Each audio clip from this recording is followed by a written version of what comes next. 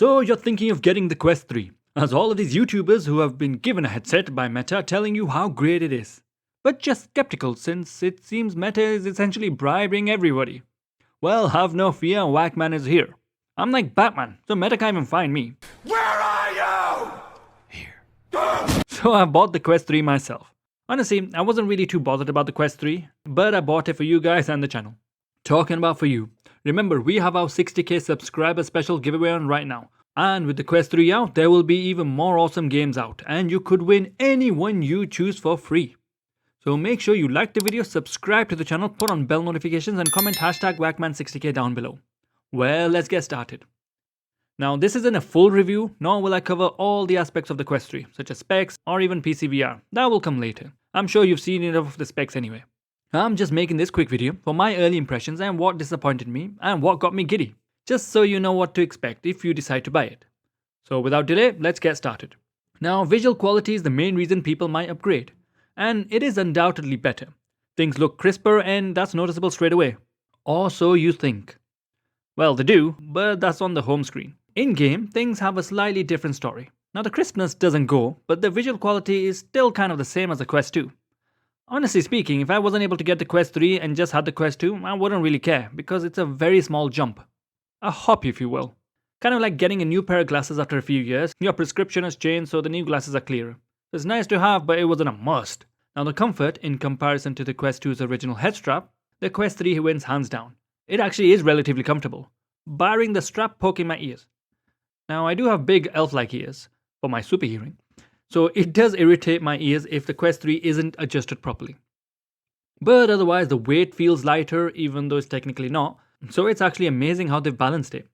The head strap design had me worried, but it is fine. And I may get a new head strap, but it isn't a must like the Quest 2 one was. I can wear this for a long time without getting uncomfortable. They've also added a manual IPD adjuster, which is so much better than what the Quest 2 has, although the Pico 4's IPD adjuster still seems better from what I've seen. Most people will be happy with it though, if you fit into the numbers, which seems to be 58mm for the minimum and 70 for the maximum. So what is it on the Quest 3 that stands out? Well, for me, the thing that actually made me giddy is the mixed reality. It's a complete game changer and makes me excited about VR again. I was honestly getting bored of VR. It was always the same thing, just in different ways. Or as the saying goes, same poop, different butts. Now, don't get me wrong, the cameras aren't perfect at all. They have a weird warping effect and the quality isn't 4K. It is significantly better than the Pico 4 color cameras and miles better than the Quest 2. You can still tell that you're looking through a camera, and not a great one at that.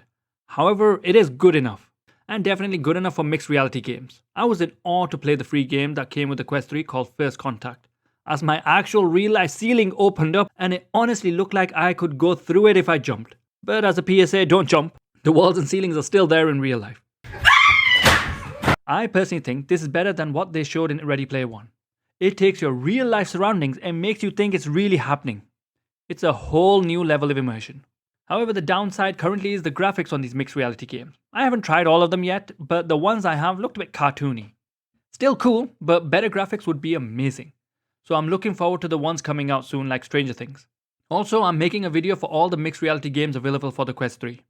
One is a horror game where the monster chases you around your own home. I am terrified to play it, but we'll be showing it off soon. It's not limited to just one room either, but your whole house.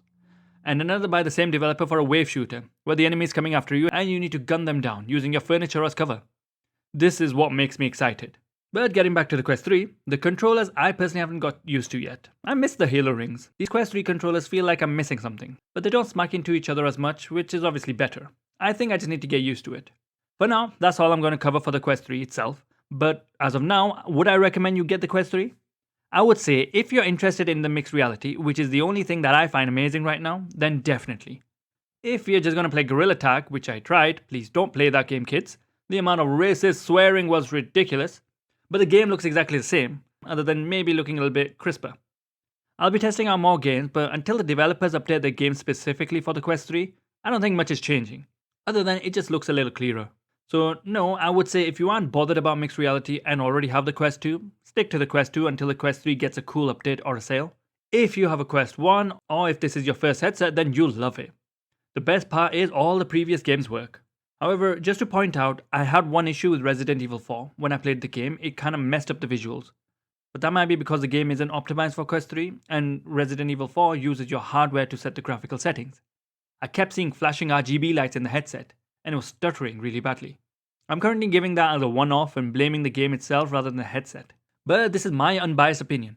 I'm actually grateful for the mixed reality aspect, otherwise I would have been disappointed, as it's the same thing, just a little better. But remember that the cameras aren't that great, they're just okay. But better than anything we have for standalone. I'll be covering more things as I experience them, and we'll be checking out PCVR as well. If you're interested in an unbiased, unfiltered opinion, then stick around. Well, thanks for watching. Have a great day, stay safe, and see you next time.